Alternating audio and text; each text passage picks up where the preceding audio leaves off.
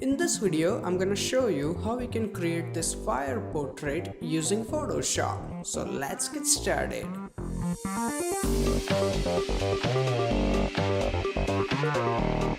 Hey, what's up guys, Dhruval here, and as you can see, this is the final output. Now as you can see, we have a lot of fire and also a little bit of particles going on. Now for this effect, I will be using this stock photo that I found on deviantart.com, and also I will be using this fire photo and this particle photo, and all these images are from deviantart.com, and if you want to use them, the download link is in video description, so feel free to use it. So to create this effect, first of all, I'm gonna select my crop tool from here, and I will make it a little bit bigger from both sides so that we have enough space to introduce fire, and then I'm gonna go and confirm it. Also, we need to make him a little bit smaller. So after that, go and press Ctrl T and then hold your shift key and make him a little bit smaller. Yeah, that's enough, and confirm it. And now go and select your move tool from here, and you can move it a little bit here. Yeah, in center, looks good. Now, like almost every effect, we have to cut him out from the background, and for that I'm gonna go and right click here and select my quick selection tool from here, and I will make my brush bigger using my bracket keys, so that's big enough, and make a selection.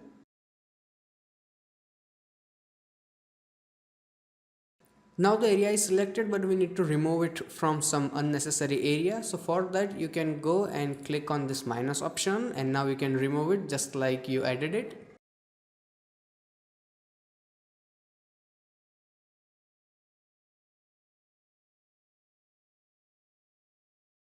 Now it can get a little difficult to remove it from inside the fingers. So for that, you right click here and then you select magic wand tool and make sure your option is third one, and then you do a simple click and it will be done.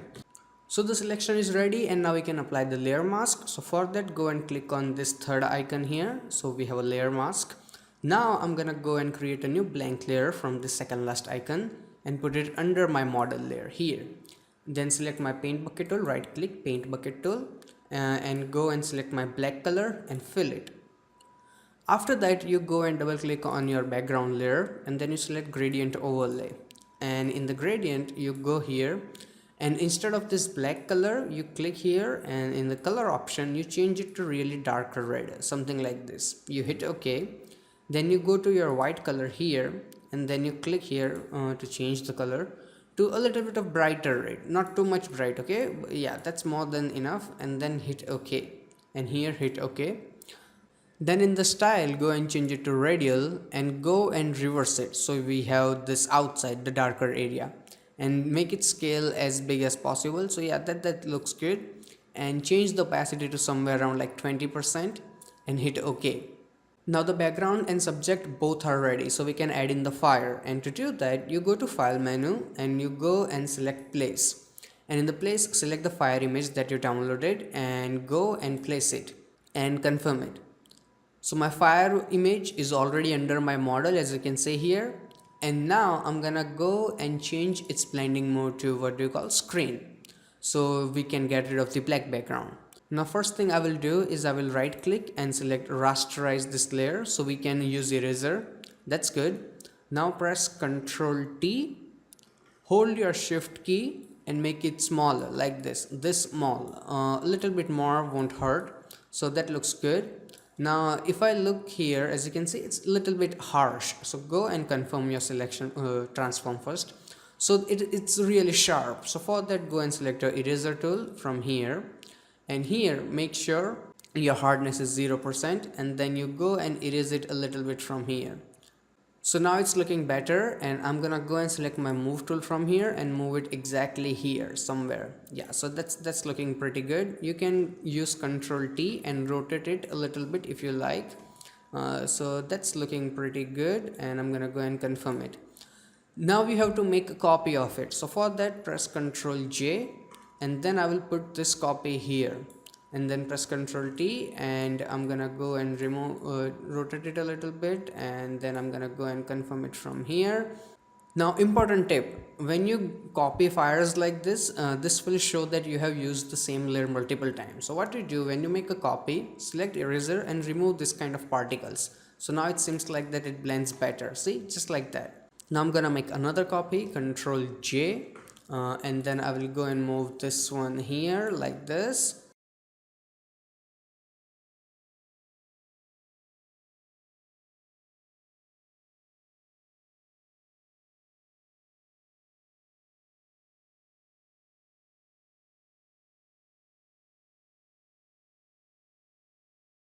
So as you can see, now we have entire background covered in fire, but at this point you will also have a lot of fire layers, as you can see here. So what do? You click on your first fire here, hold your shift key and click on the last fire. Afterwards you go and press Ctrl G.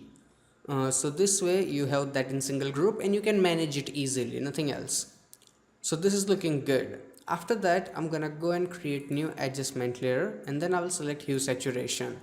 And first thing I will do is I will click on this option. So it will only affect my fire group here. So in the hue saturation, I will go here and change my hue to 12 because I like this color better on fire. Then close it.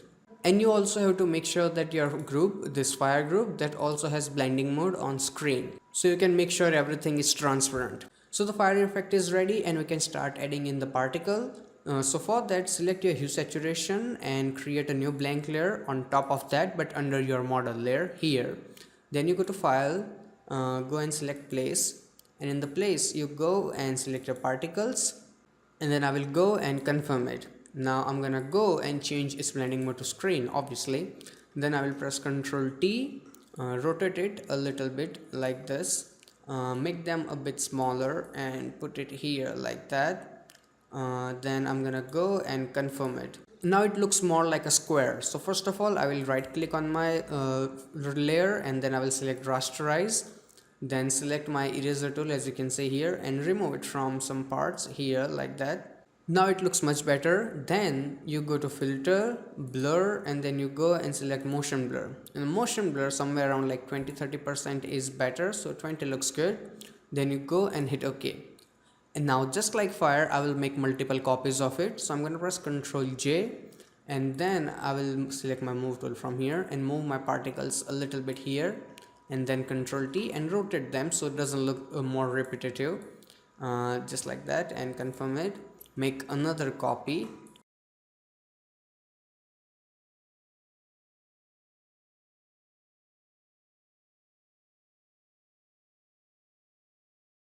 So the particles are ready, and just like the fire, select your first particle layer, hold your shift key and click on the last one, and then you can press Ctrl G. So now fire and particle work is done and we can start working on the model. So for that, first thing you have to do is hold down your Control key and click on this layer mask here. As you can see, my arrow, click. So you have selection. Now comes the important part. Let me zoom in a little bit. So here, as you can see, we have selection. After that, I will go to my select menu, modify, and then I will go and select this contract option. And I will select my number to 10 and hit OK. So the selection is a little bit inside. Now zoom out. Afterwards, make sure you have selected your main layer 0. Go to your adjustment layer and select hue and saturation. So as you can see, hue saturation also has this mask. After that, go and change your lightness to -100%. Close it and change its blending mode to overlay. So this way we also have this rim light, but it's really sharp, see? So for that, select your layer mask of hue saturation layer. You go to filter, blur, and then you go and select Gaussian blur. Now if I turn it on and off, as you can see, now it's much more softer and better. You can count it down a little bit if you want a bit sharper effect. So I think 16 looks good, somewhere around, and hit OK. Now if I zoom out, we have our darkness ready. Now we also have to make our rim light more colorful. So for that, make sure you have selected your layer 0 here. Then you go and double click and select inner glow. And in the inner glow, make sure your color is somewhere bright orange, because we need that type of rim light. Bit yellowish would be better. Yeah, that. Hit OK. And then you go and increase the size a little bit so that we can see it better. Yeah, much better. And also increase the opacity if you want even more intense look, but that's too much. So this is looking better. And after that, go and hit OK. Now the effect is looking good, but I don't want it on his head because it doesn't look good. So what do? You right click on your FX option here, exactly here. You right click and then you select create layer. So as you can see now your layer style, it's on a different layer, which is really important. So select this, select your eraser, and now you can erase it from its head. So it doesn't go anywhere. And now if I turn it on and off, see now it looks much better. Now this is looking good, but we also have to apply some color correction, and for that you first of all right click and then you select create clipping mask. So it's in a link, right? These two things only affect the model, not the background. And the same manner I will go and create new adjustment layer and I will select color balance, and in the color balance, just like all, right click and create clipping mask. And then I will go and increase my red a little bit in my midtones. Then I will go to my highlights and I will increase a little bit of a yellow. So the color starts to match a little bit, looks good, close it.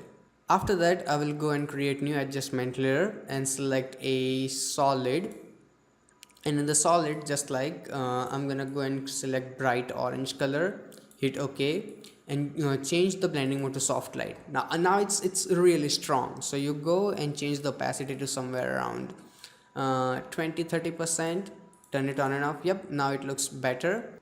And then you right click and create clipping mask. So now it only affects the model. And here comes the best part. You have this your fire here, right, in separate group. So you make a copy of it, Ctrl J. It will remove your clipping mask, but don't worry, you go and put this fire on top of everything here. And here we got rid of the clipping mask, right? So you right click and turn on the create clipping mask, so it's only on the fire. So the fire we have here, right, this fire, now it's everywhere. So you go and apply a layer mask on your group. You can do that on group, see, it's fun. So apply a layer mask, select your brush tool from here, and in the option, in the color, sorry, make sure it's black color. And then also here make sure your hardness is 0%, and then you erase it from here, and also make sure your opacity it's 100%. And you are painting on layer mask, so you go and remove it from the places where you don't want it. So I think from here like this, a little bit from here and there. Yeah, don't remove it from everywhere, okay? Keep it a little bit on body parts like that. And just in case if you didn't know, you can go and change the color to white, and you can bring it back just if you make a mistake, and you can go back to black and remove it from where you don't want it. So I'm going to turn it off a little bit here, a little bit here, and now if I turn it on and off, see, it makes the entire effect like really good. So a little bit remove from there. And after once this is done, you go and create new adjustment layer, and then you select brightness and contrast, and I'm gonna make it a little bit brighter like that. So you know that intensity from fire, that looks good. And then you go and change the contrast to somewhere around like a little bit, but don't do too much contrast, it ruins the effect. So that's looking good, and close it. Now if you look at the face, it's like really red. So to get a solution for that, what makes it red? Our hue saturation, see, it makes it red. So you select the layer mask here. We already have brush and black color, but this time you go and change the opacity to like 20-30%, and then you go and do a simple click. See, now the redness is gone because the effect is little less on the face now, and you can do it one more time. So now that is looking much better. So this is the final output, and I really wanted to show you that how we can use one single image and create entire effect out of this. And I really hope that you guys learned something from this video. If you did, hit that like button, and if you have any kind of questions or suggestions, feel free to ask me in comment section below. Till then, goodbye, take care, and have some fun with Photoshop.